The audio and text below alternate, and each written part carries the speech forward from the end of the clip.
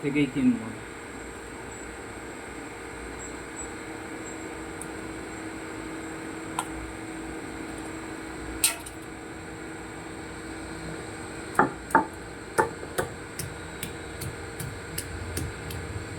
তুমি মোড়া নিয়ে বসলে,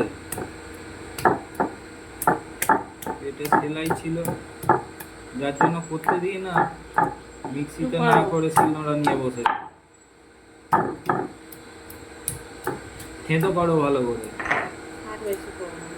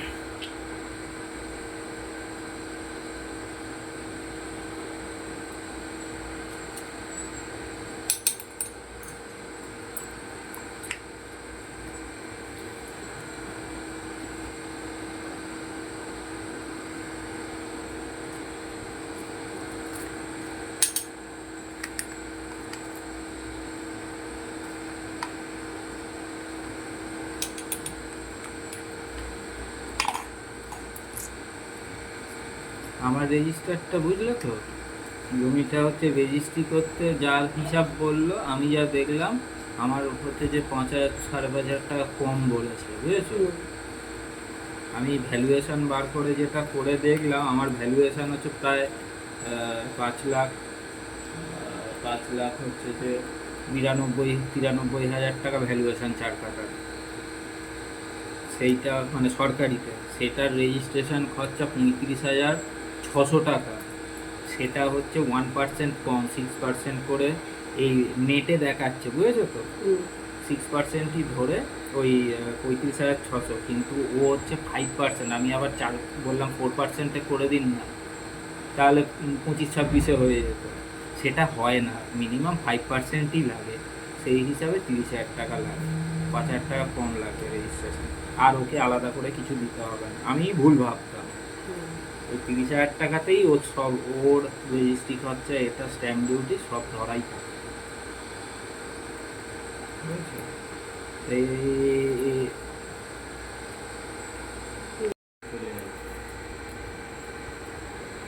কালকে যখন মা পেলাম তাহলে তখনও বললি না কেন? এগ্রিমেন্ট ওরম ভাবে হয়। কেসের জন্য রেডি থাকে।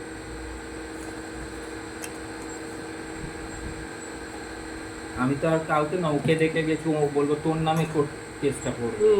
এবার তুই বোঝ, জমি বিক্রি করার নাম করে চিকেন মাছ, একদিন পরে বিক্রি হচ্ছে, আবার ওখানে আর তোর ইউটিউব চ্যানেলেও দেওয়া আছে।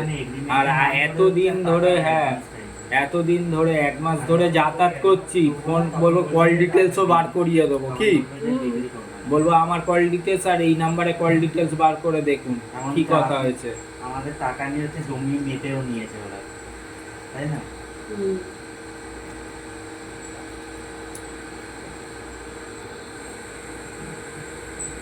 মানে যে তোমাকে জায়গাটা দেখেছে ও আসল দালাল না। সুজন হচ্ছে ওটার ভিডিও ছেড়েছে ওর চ্যানেলে, ওইগুলো দেখেছে, ওরকম লাখ লাখ ভিডিও ছেড়েছে। তোমার যে জায়গাটার দামে বা ধরো থাকার মতো, তোমার পছন্দ মতো এইটা দেখতে গেছো, 10টা দেখে একটা পছন্দ করেছো। মাংসটা তো আমি চিকেনটা ভালো করে তো সব কিছু দিয়ে মাখিয়ে ম্যারিনেট করে রেখেছিলাম, কয়েক ঘন্টা, প্রায় 3 থেকে 4 ঘন্টা ফ্রিজে রেখে দিয়েছিলাম। এবার আমি এতে দিচ্ছি আবার 1 চামচ কর্নফ্লাওয়ার,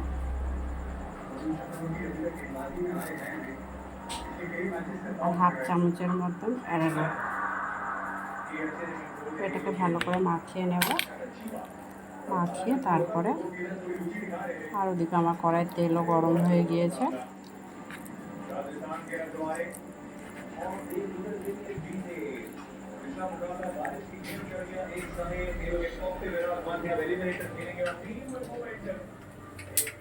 এদিকে দেখো কড়াই আমি তেলটা অর্ধেক সর্ষের তেল আর অর্ধেক সাদা তেল দিয়েছি,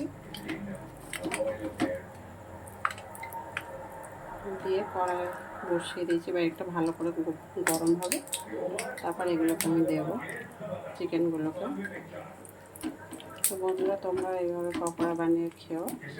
চিকেন পাটায় থেতো করে ভালো করে ম্যারিনেট করে রেখে 3-4 ঘন্টা যদি ফ্রিজে রেখে, যদি আমি তো 3-4 ঘন্টা রেখেছি, তোমাদের যদি সময় না থাকে তোমরা 1 ঘন্টা 30 মিনিট এরকমও রাখতে পারো। তবে যতই 3-4 ঘন্টা সময় রাখা মানে অনেকটাই ভালো, এটা টেস্ট হবে আরও বেশি। যতটা মশলাগুলো ভিতরে ঢুকেছে এর ভিতরে, তত বেশি টেস্ট হবে।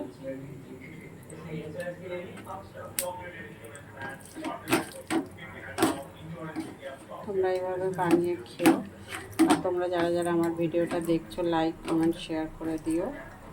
আর আমার ইউটিউব চ্যানেলটাতে গিয়ে সাবস্ক্রাইবও করে দিও। আর হ্যাঁ বন্ধুরা, আমার ভিডিওগুলো তোমরা দেখছো, তার জন্য তো আমার খুবই ভালো লাগছে, আর সেই জন্য তোমাদেরকে অসংখ্য ধন্যবাদ। দেখো মাখিয়ে নিয়েছি।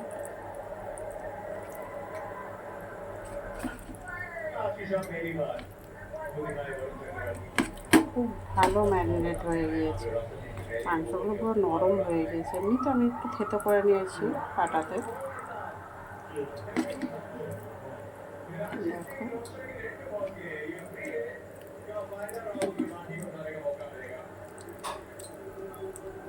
চলো এবার ছেড়ে দেবো। আর এদিকে দেখো আমার তেলটা গরম তো হয়ে গিয়েছে, এবার আমি গ্যাসটা একদম কমিয়ে দিয়েছি, দিয়ে এবার এটাকে ভাজবো।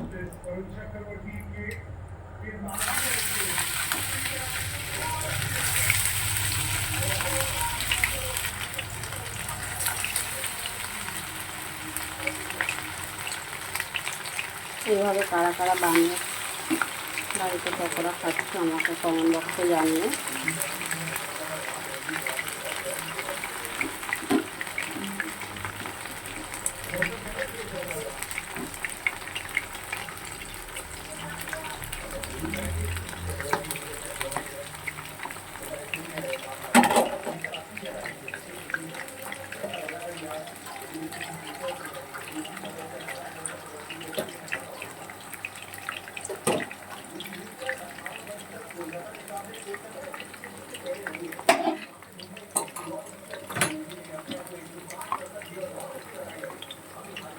একদম গ্যাসটা কমিয়ে দিয়ে পকোড়াটা আমি ভাজবো, তাহলে ভালো আরও সিদ্ধ হবে ভেতরটা। আমার লাল লাল ভাজা হয়ে গিয়েছে, আর এক পিঠটা উল্টিয়ে দিয়েছি। ওই পাশটা হয়ে গেল, আর এক পাশে হয়ে গেল। এবার নামিয়ে নেব।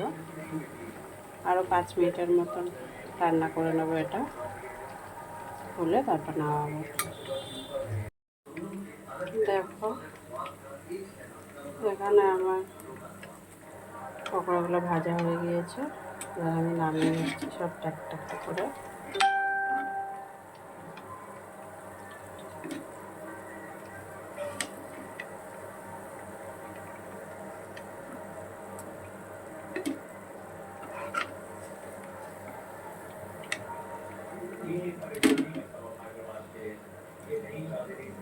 দেখো